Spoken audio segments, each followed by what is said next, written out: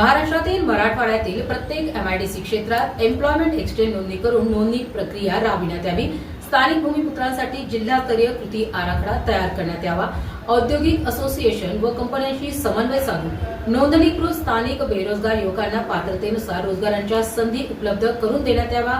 Paper फुटी व परीक्षा गैरप्रकारांना आळा घालण्याकरिता कडक कायदेशीर चौकशी करून दोषींना कठोरात कठोर शिक्षा देण्यात यावी। या मागण्यांकरिता राष्ट्रवादी काँग्रेस पक्ष शरदचंद्र पवार गटाच्या वतीने विभागीय आयुक्तांना निवेदन देण्यात आले। क्रांती चौक ते विभागीय आयुक्त कार्यालयापर्यंत मंत्री राजेश टोपे यांच्या प्रमुख उपस्थितीत बाईक रॅली काढण्यात आली।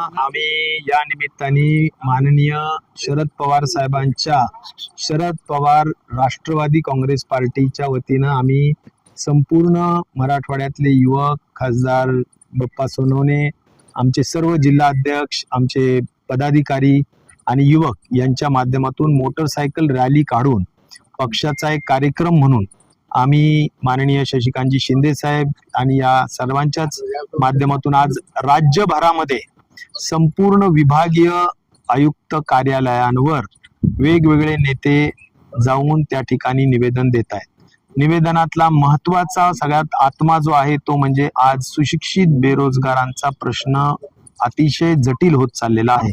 शिक्षण प्रमाण वाढतंय परंतु रोजगार मिळत नाहीये आणि म्हणून MIDCच्या माध्यमातून ज्या काही कायदे आहेत, नियम आहेत की स्थानिक लोकांना रोजगार मिळाला पाहिजे, त्यांचा हक्क अबाधित ठेवला पाहिजे, एक समन्वय असला पाहिजे शिक्षित लोकांमध्ये आणि कंपन्यांमध्ये, म्हणजे कंपन्यांची मागणी आणि शिक्षित लोकांची गरज, ह्या सगळ्यांचा समन्वय करण्याचं काम MIDCच्या लोकांनी करण्याची गरज आहे। आणि कुठल्याही परिस्थितीत आपण शिक्षणाची जी आज परिस्थिती चाललेली आहे की मोठ्या पद्धतीनं इतके हार्डवर्क करून लोक नीटची परीक्षा देतात, JEE ची परीक्षा देतात, अनेक पेपर फुटीचे प्रकार चाललेत, यावर खऱ्या अर्थाने गांभीर्य शासनाचं दिसत नाही आणि म्हणून एवढ्या मेहनतीने मुलांनी केलेली मेहनत सर्व वाया जातीये, त्यांच्यामध्ये फ्रस्ट्रेशन यायला लागलंय आणि म्हणून या सगळ्या गोष्टी सुद्धा युवकांचा एक राग या संदर्भात सुद्धा निश्चित प्रकारे निवेदनात व्यक्त करण्यात आलेला आहे।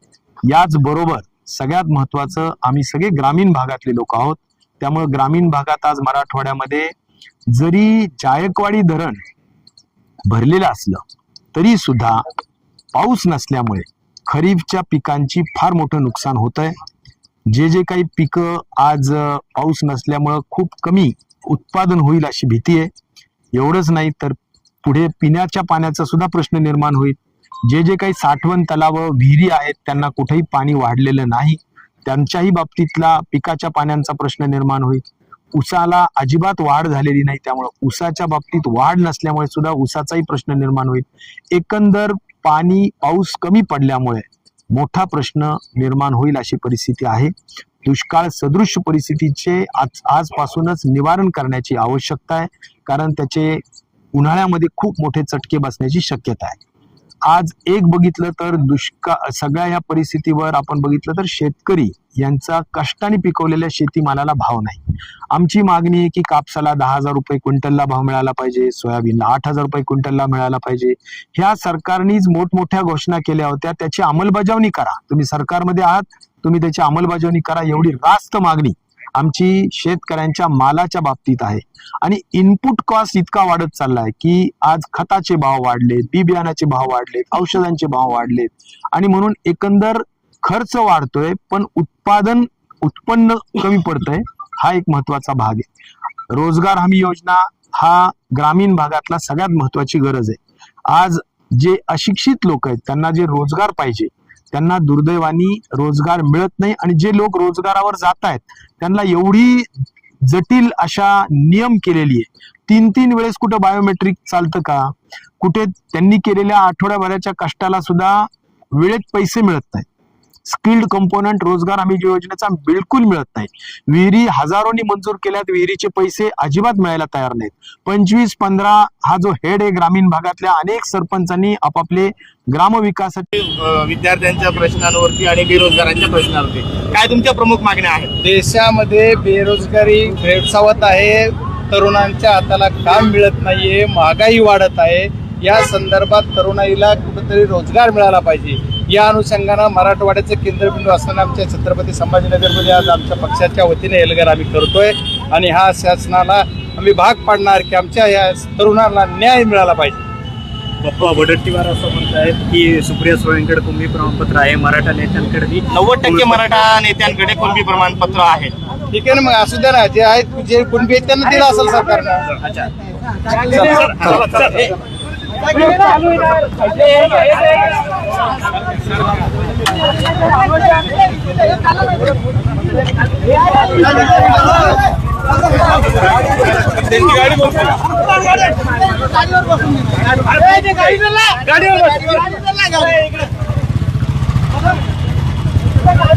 झाला बाईट ओके.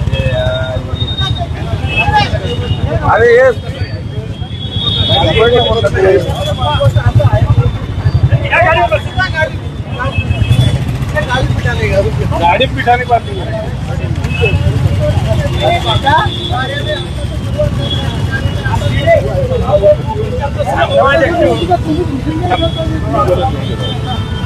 काय राहते